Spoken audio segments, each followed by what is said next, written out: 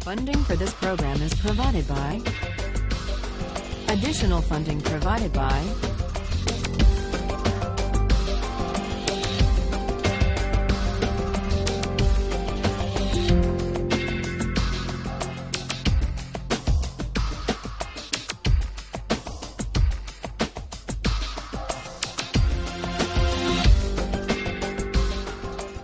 We turn to Aristotle after examining theories, modern theories of justice, that tried to detach considerations of justice and rights from questions of moral desert and virtue. Aristotle disagrees with Kant and Rawls. Aristotle argues that justice is a matter of giving people what they deserve. And the central idea of Aristotle's theory of justice is that in reasoning about justice and rights, we have unavoidably to reason about the purpose or the end or the telos of social practices and institutions. Yes, justice requires giving equal things to equal persons, but the question immediately arises in any debate about justice, equal in what respect? And Aristotle says we need to fill in the answer to that question by looking to the characteristic end or the essential nature or the purpose of the thing we're distributing. And so we discussed Aristotle's example of flutes, who should get the best flutes, and Aristotle's answer was the best flute players. The best flute player should get the best flute because that's a way of honoring the excellence of flute playing. It's a way of rewarding the virtue of the great flute player. What's interesting, though, and this is what we're going to explore today,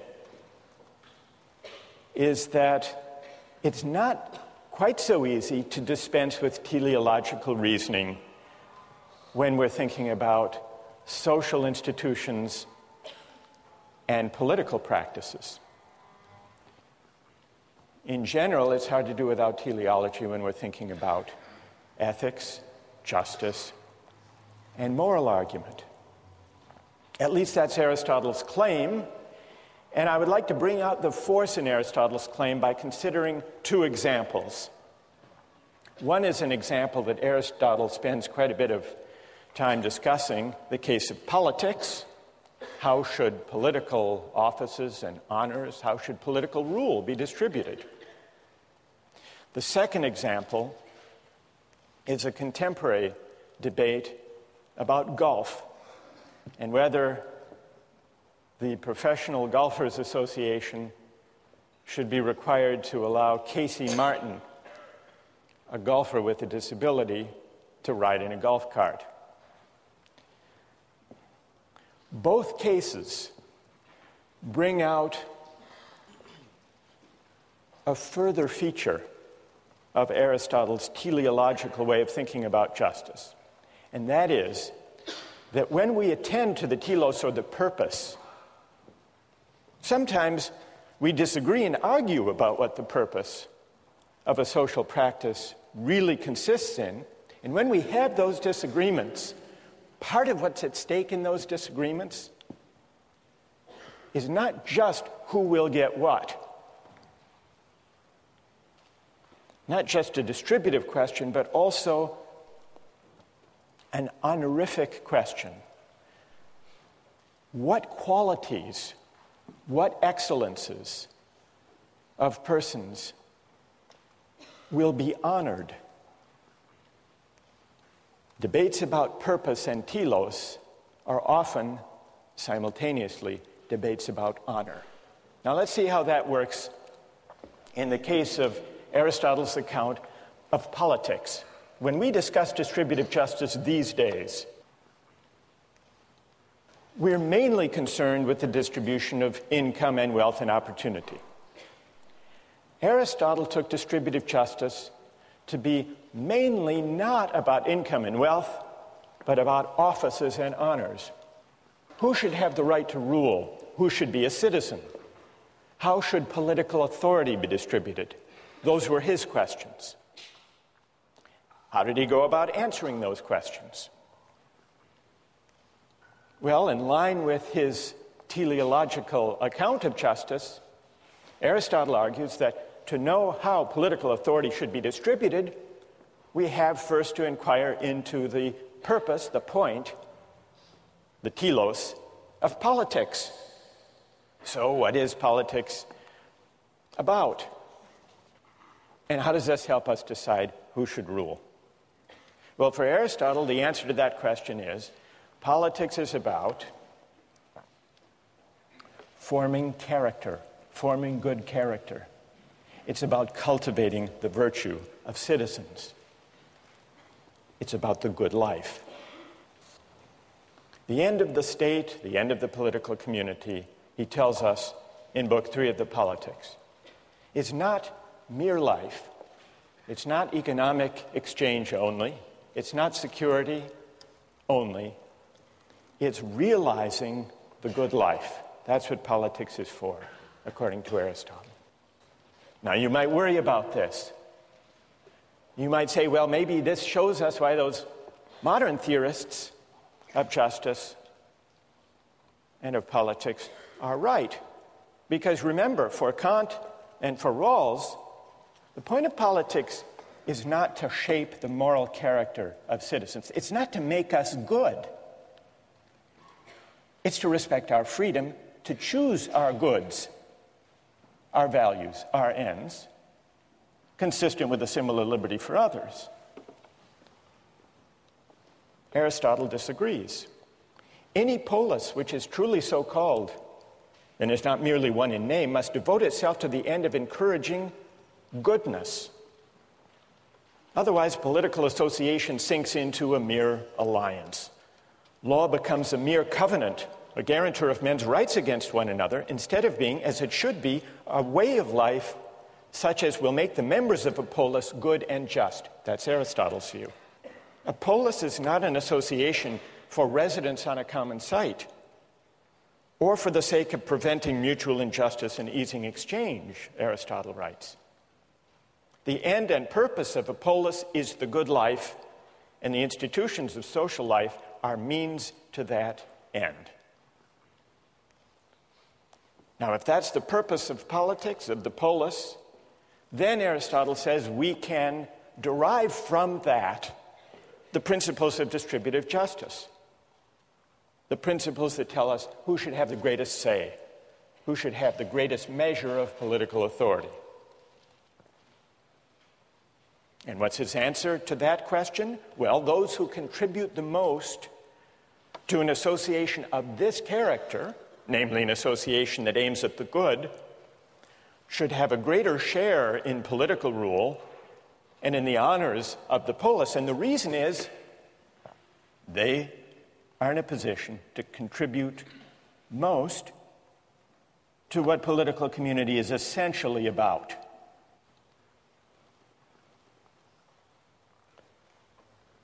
Well, so you can see the link that he draws between the principle of distribution for citizenship and political authority and the purpose of politics.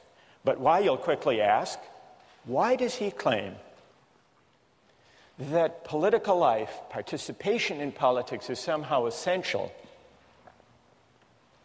to living a good life? Why isn't it possible for people to live perfectly good lives, decent lives, moral lives, without participating in politics? Well, he gives two answers to that question.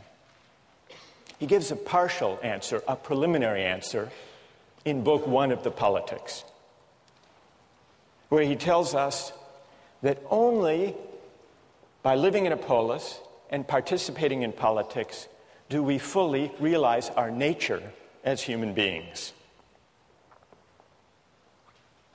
Human beings are by nature meant to live in a polis. Why? It's only in political life that we can actually exercise our distinctly human capacity for language, which Aristotle understands as this capacity to deliberate about right and wrong, the just and the unjust.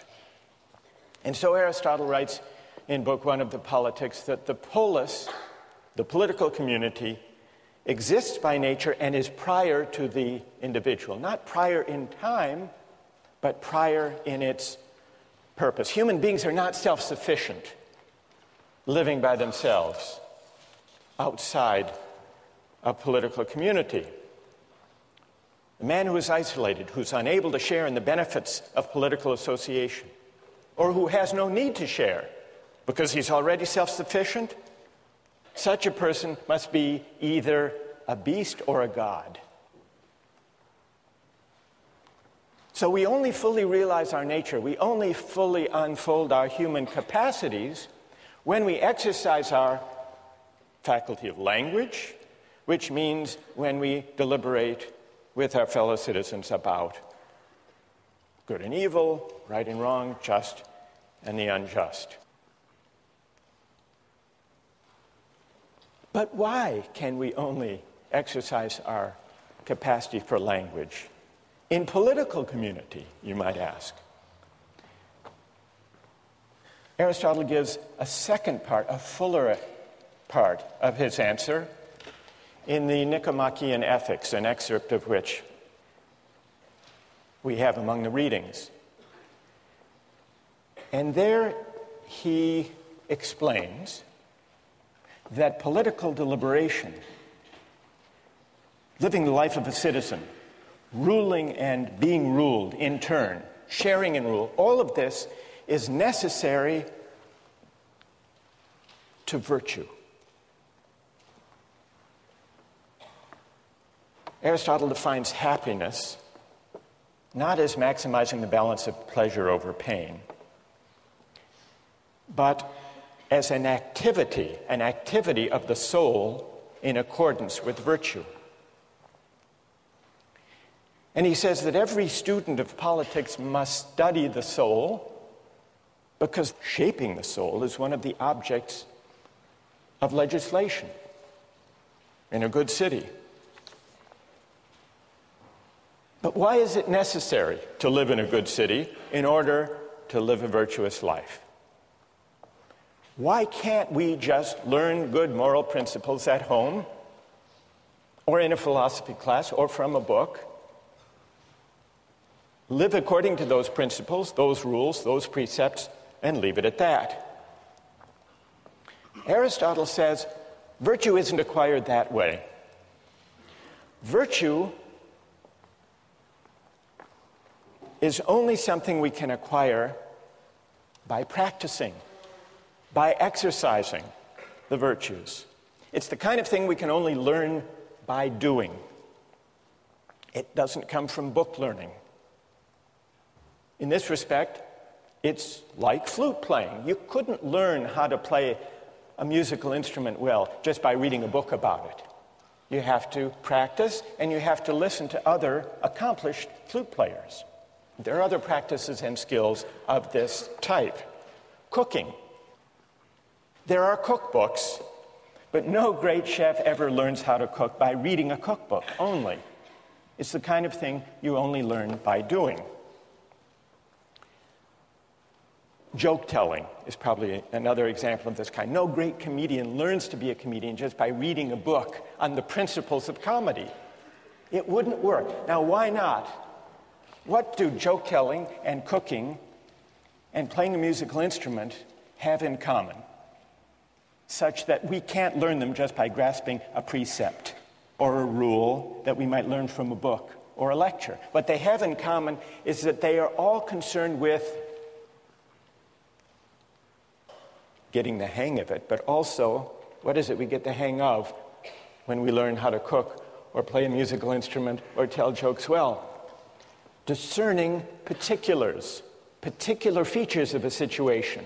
And no rule, no precept could tell the comedian or the cook or the great musician how to get in the habit of, the practice of,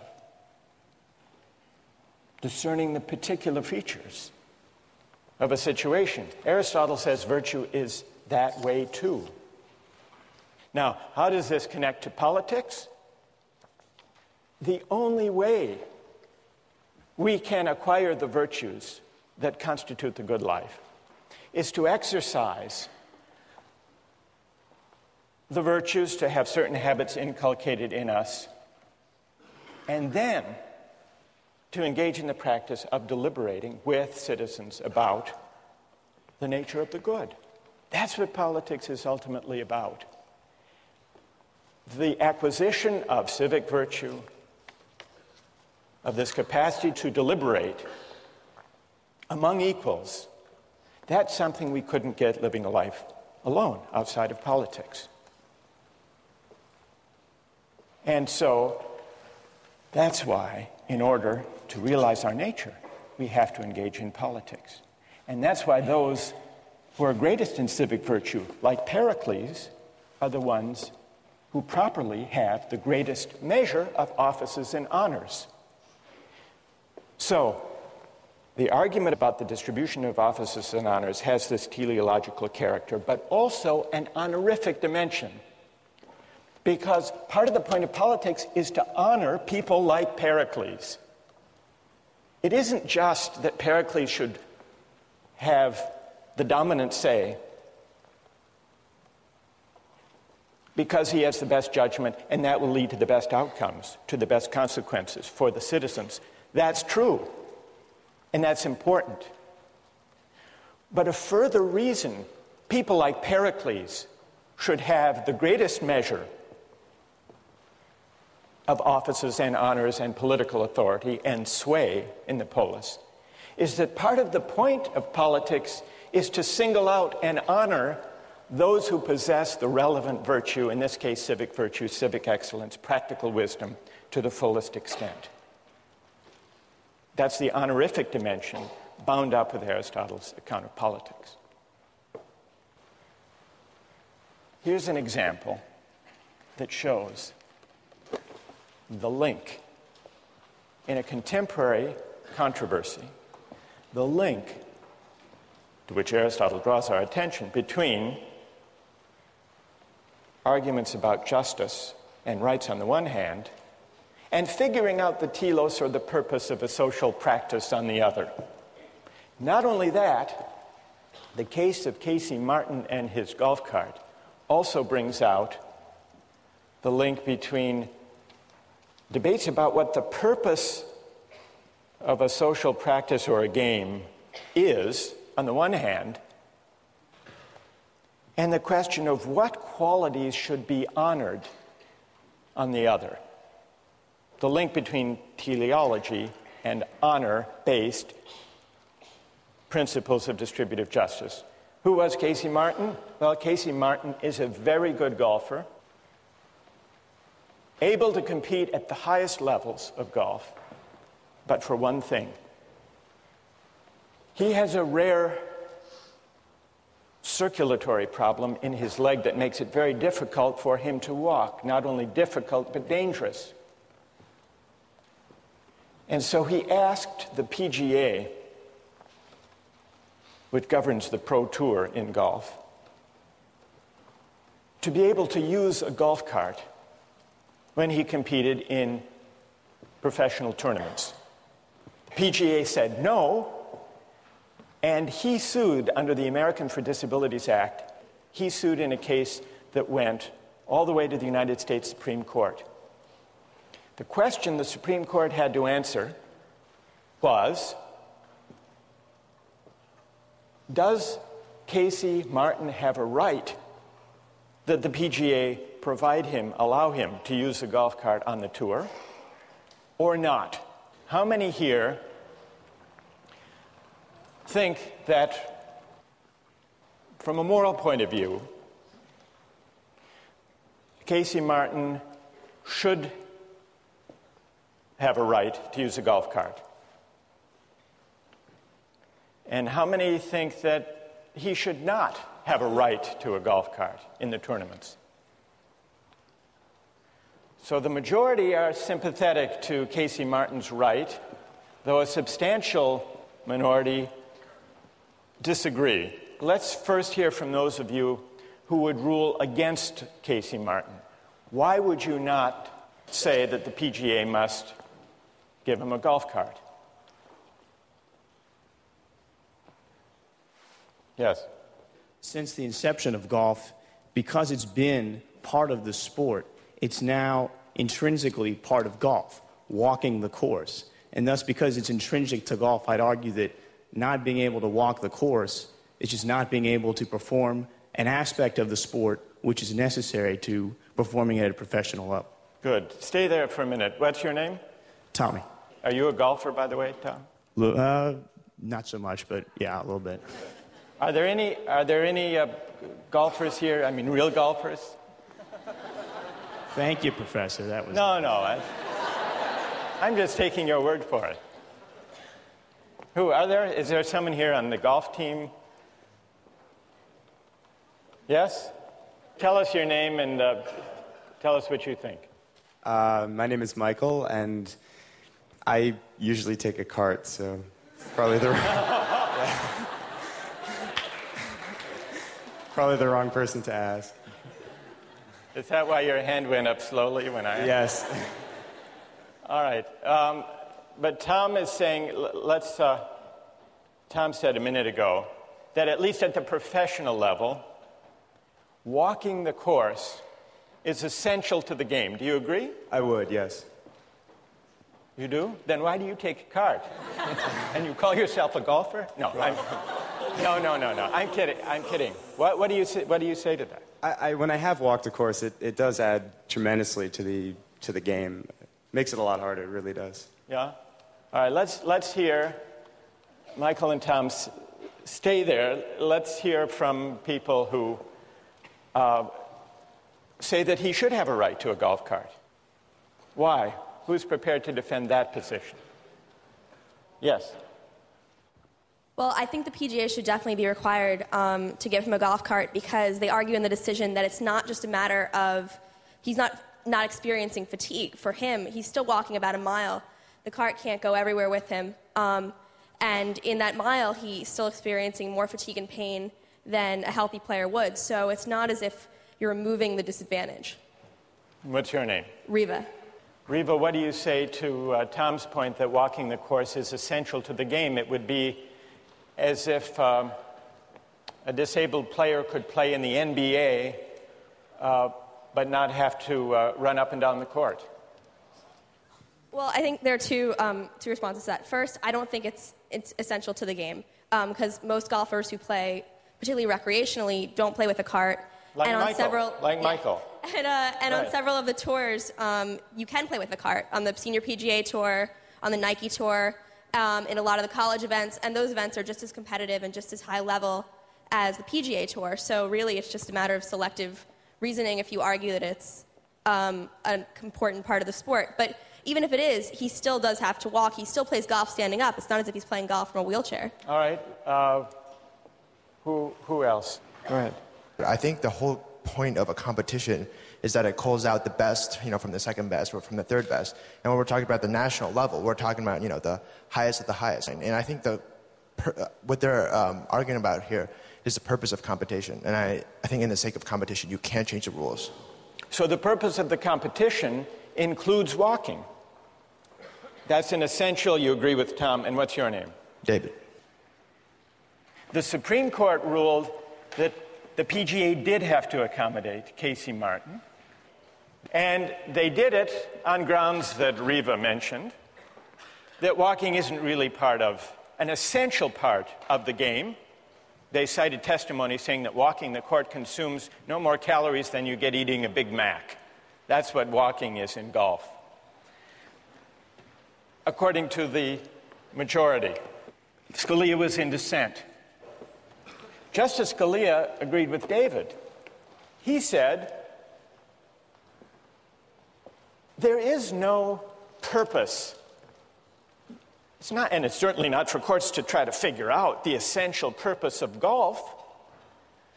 Golf, like any game, is strictly for amusement. And if there's a group that wants to have one version of the game, they can have that version of the game. And the market can decide whether people are amused and like and show up for that and watch the television broadcasts.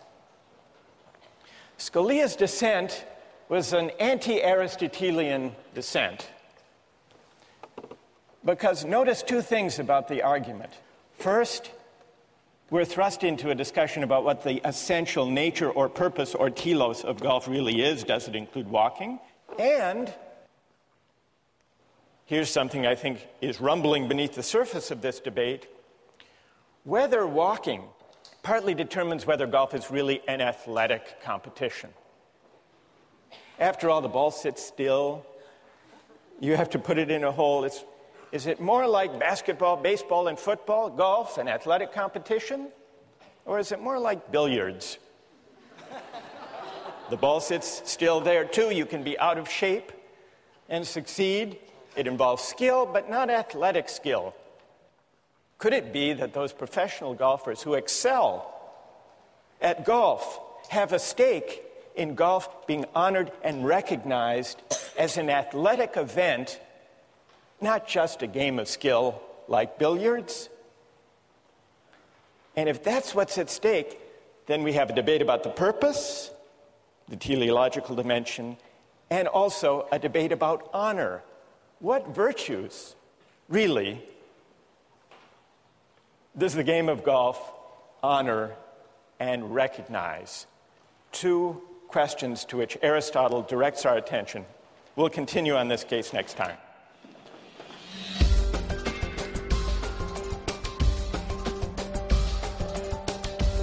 What's strange and seemed paradoxical to me about Aristotle's viewpoint is that if you walk like a pirate and you talk like a pirate, you shouldn't be an investment banker, because that's not what you're inherently supposed to do. If you have a peg leg and an eye patch and a disgruntled disposition, you should be on a pirate ship on the high seas. So he doesn't. Some would say the distinction between the two vocations is not as clear as you suggest. When we ended last time, we were talking about whether Casey Martin has a right to ride in a golf cart in the PGA tournaments. And it's worth remembering how we got into this debate and what's at stake for an understanding of political philosophy.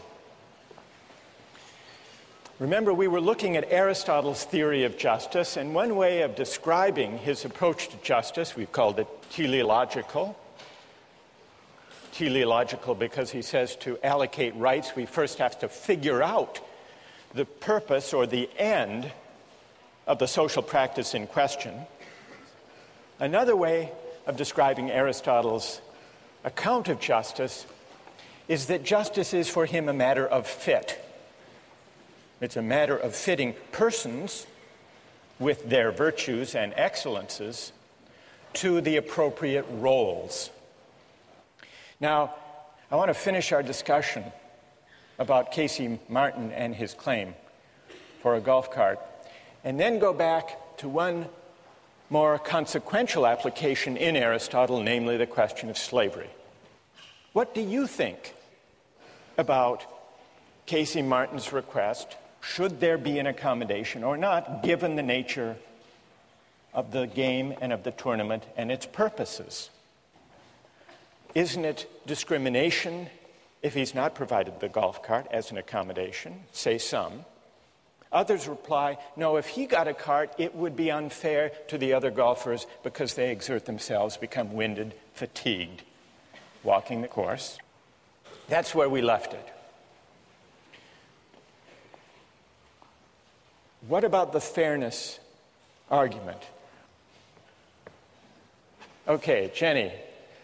My question was, why doesn't the PGA just make the option of a cart available to all golfers? From our readings, I learned that there are many golf tournaments other than the PGA where using a cart is not prohibited, and for something like the seniors tournament, it's even allowed and encouraged. So why doesn't the PGA just do that?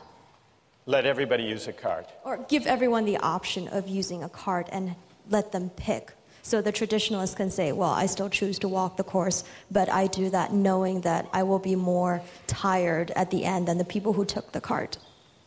Good. All right, so what about Jenny's solution? For the sake of fairness, don't give Casey Martin an advantage, if indeed there is an advantage to riding in a cart. Let everyone who wants to use a cart. Is everyone happy with that solution? Does it put to rest this whole dilemma? Who has an answer for Jenny? Yes. As was brought up last time, if you do that, you kind of ruin some of the spirit of golf, as a lot of people like to see it, if you let everybody take a cart. Even though it gives everybody the same playing field now, it sort of makes golf less of an athletic game, like you pointed out last class. It's just like if someone decides to go into another sport and they want an advantage, like if you have swimming, and then you say, okay, he wants flippers, so why don't we just allow everyone to have flippers during swimming? And what would that do to the Olympic swimming competition if people were free to use Jenny? And here we better let Jenny reply to this. Da says it would sort of spoil the spirit of the athletic competition, as if in Olympic swimming you let anyone who wanted to swim with flippers. All right, Jenny, what do you say to Da? It would spoil the spirit of it. You're also ruining the spirit of golf by not letting people who are really passionate about the game and very good at it compete simply because of an aspect of golf which is not...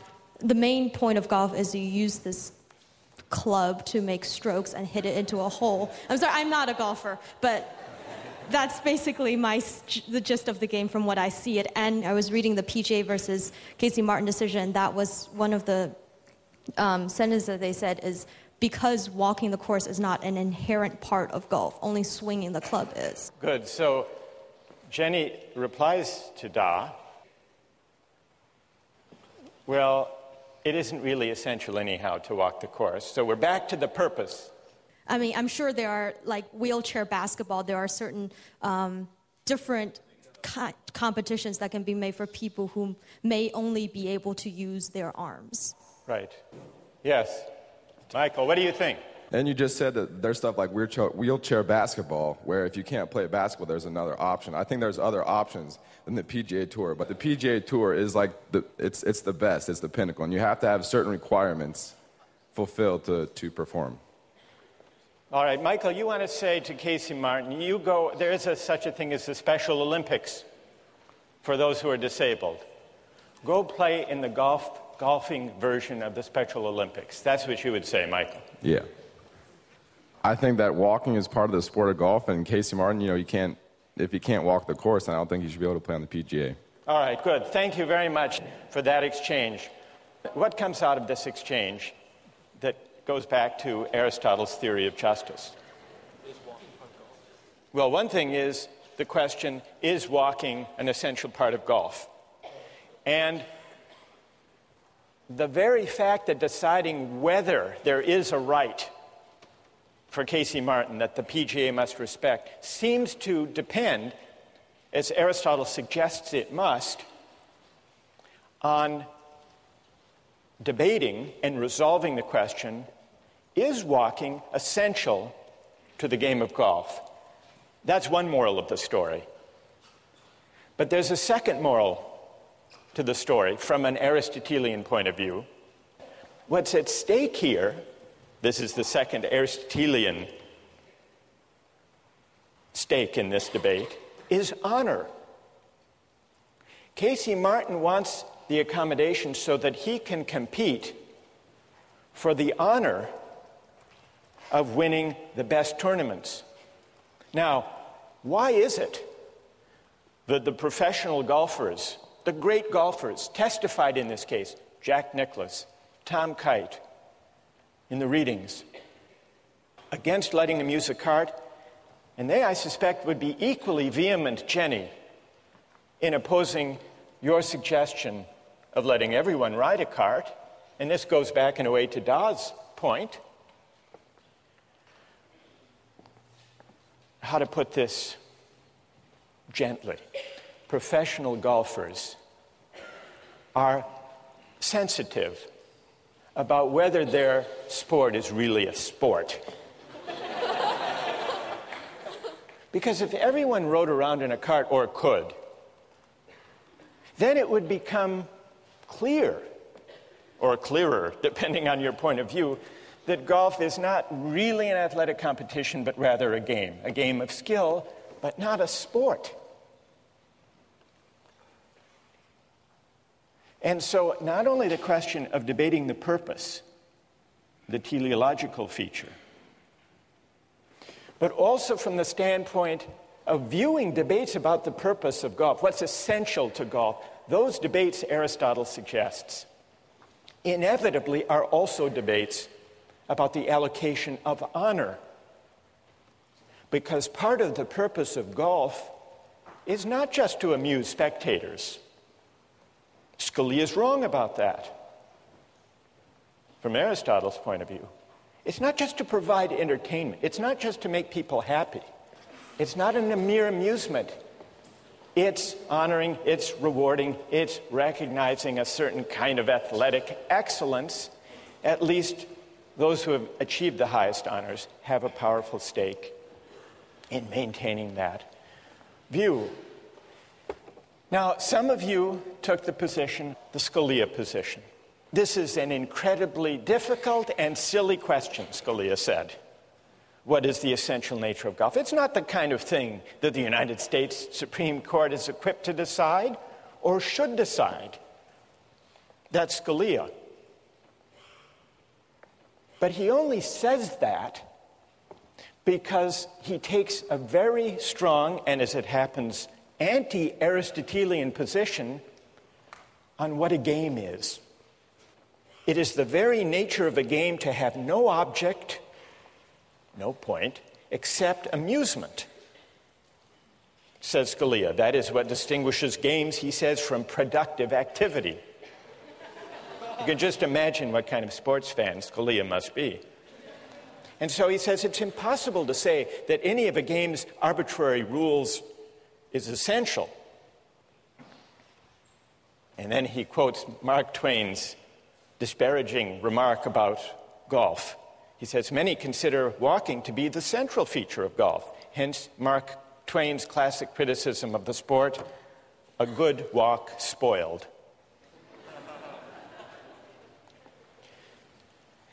But Scalia misses an important feature of games and the arguments about rights and fairness that arise from games when he casts games, sports, athletic competitions as solely for the sake of amusement, as solely a utilitarian activity. But an Aristotelian view of sports says, no, it's not just about amusement.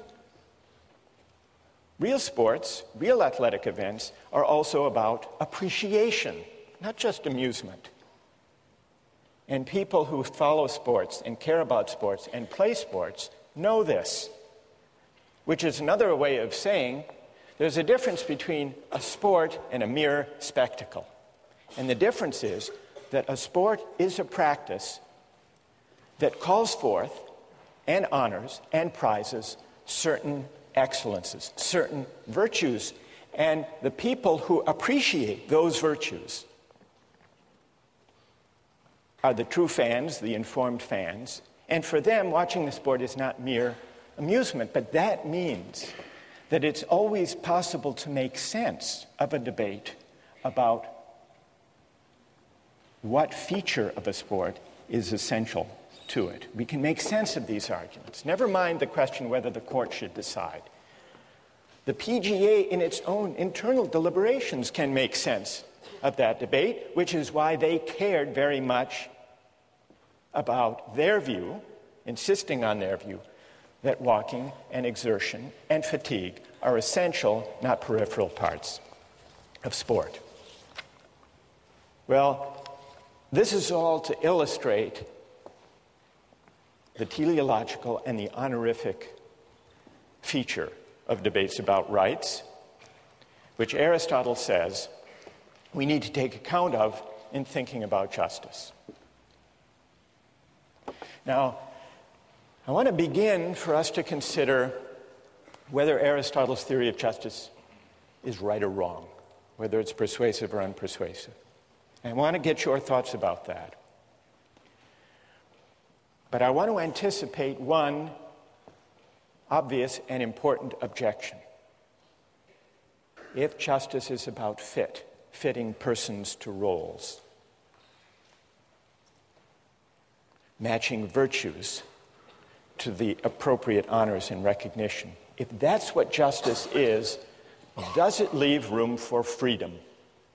And this is one of the main objections to Aristotle's teleological account of justice. If certain roles, social roles, are fitting or appropriate to me, where does that leave my right to choose my social roles, my life purposes for myself? What room does teleology leave for freedom? And in fact, you may remember, Rawls rejects teleological accounts of justice because he says that teleological theories of justice threaten the equal basic rights of citizens. So let's begin to examine whether Aristotle is right, and in particular, whether his teleological way of thinking about justice is at odds with freedom. Now, one obvious reason to worry is Aristotle's defense of slavery. He defends slavery, which existed as an institution in the Athens of his day. Well, what is his defense of slavery?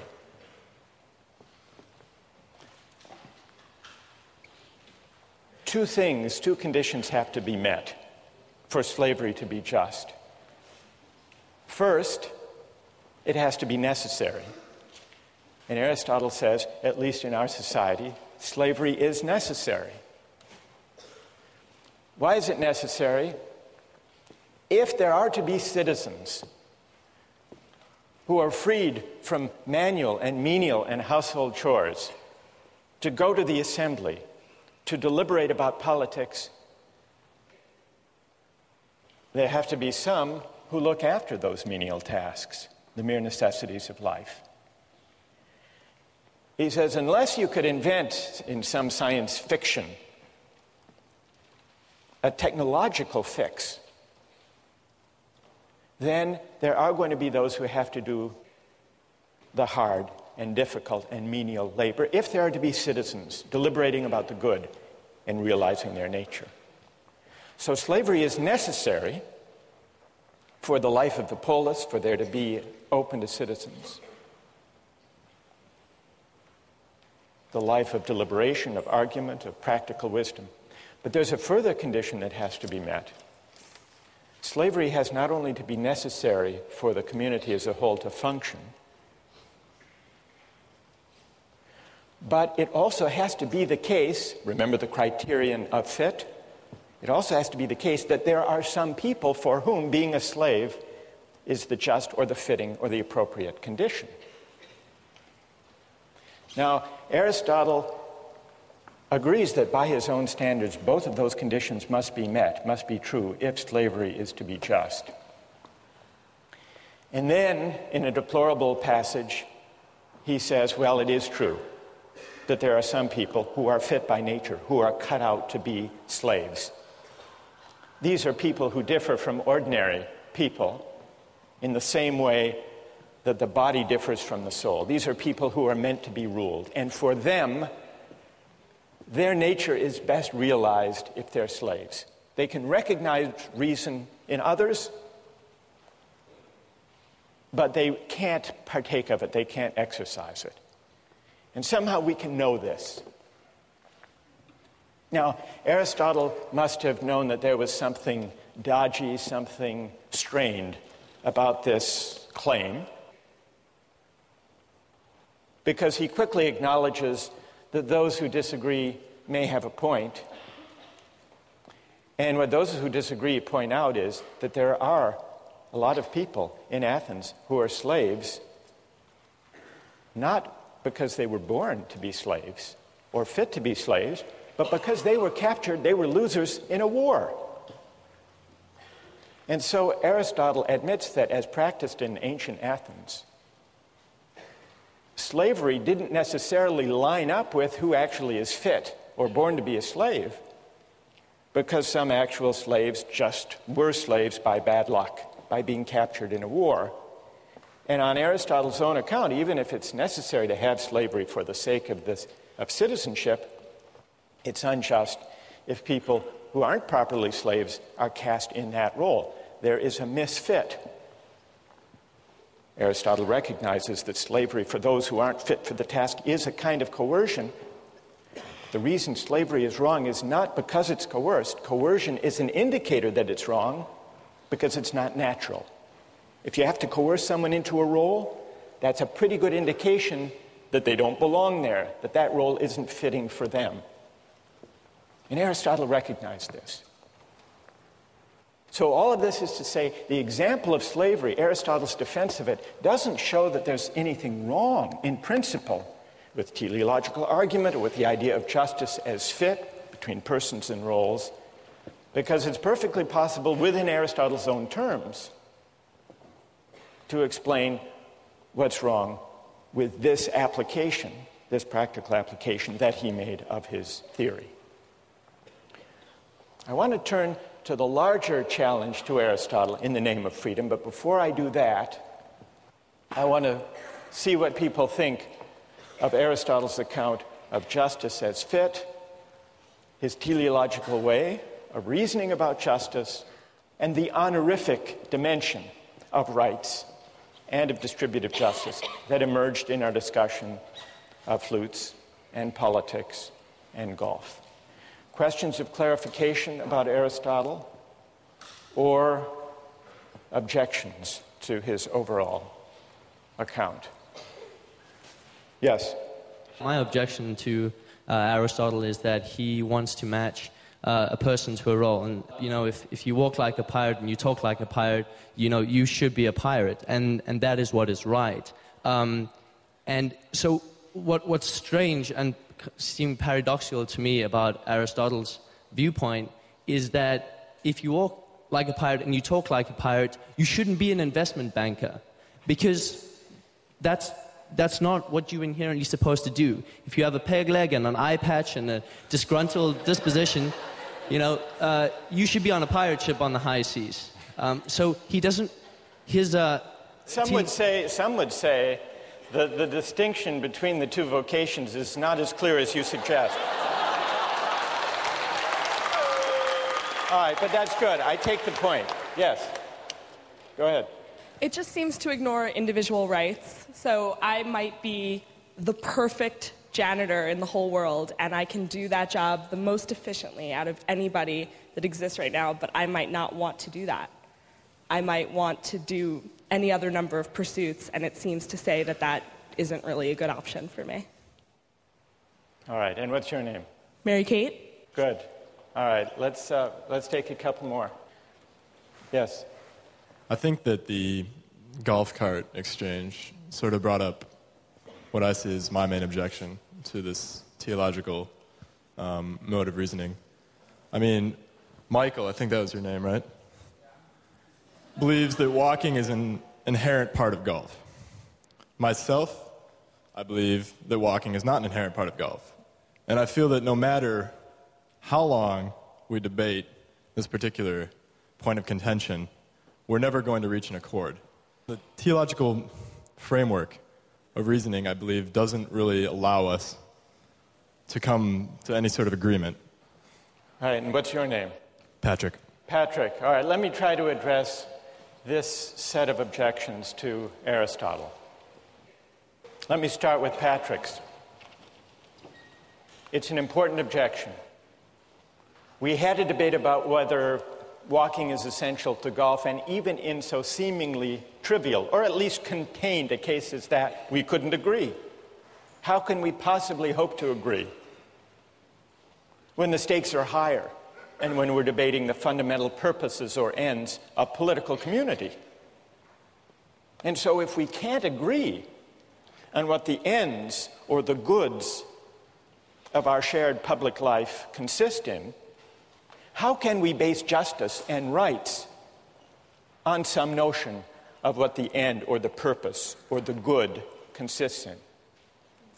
That's an important objection, so much so that much modern political theory takes that worry about disagreement over the good as its starting point and concludes that justice and rights and constitutions should not be based on any particular conception of the good or the purposes of political life, but should instead provide a framework of rights that leaves people free to choose their conceptions of the good, their own conceptions of the purposes of life. Now, Mary Kate said, what if a person is very well suited to having a certain role, like the role of being a janitor, but wants something else, wants to reach higher, wants to choose another way of life? So that goes back to this question about freedom. If we take our bearing as persons from roles that are said to fit our nature, shouldn't it at least be up to us to decide what those roles are? In fact, shouldn't it be up to us to define what roles are suitable to us? And that's going to take us back to the confrontation between Aristotle on the one hand and Kant and Rawls on the other. Kant and Rawls think Patrick has a point. They say precisely because people disagree in pluralist societies about the nature of the good life, we shouldn't try to base justice on any particular answer to that question. So they reject teleology. They reject the idea of tying justice to some conception of the good. What's at stake in the debate about teleology, say Rawlsian and Kantian liberals, is this. If you tie justice to a particular conception of the good, if you see justice as a matter of fit between a person and his or her roles, you don't leave room for freedom. And to be free is to be independent of any particular roles or traditions or conventions that may be handed down by my parents or my society. So in order to decide, as between these two broad traditions, whether Aristotle is right or whether Kant and Rawls are right, we need to investigate whether the right is prior to the good, question one, and we need to investigate what it means to be a free person, a free moral agent. Does freedom require that I stand toward my roles, my ends, and my purposes as an agent of choice, or as someone trying to discover what my nature really is? Two big questions, and we'll take them up next time.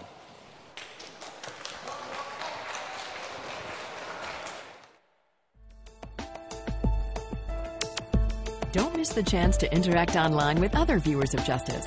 Join the conversation, take a pop quiz, watch lectures you've missed, and learn a lot more. Visit justiceharvard.org. It's the right thing to do.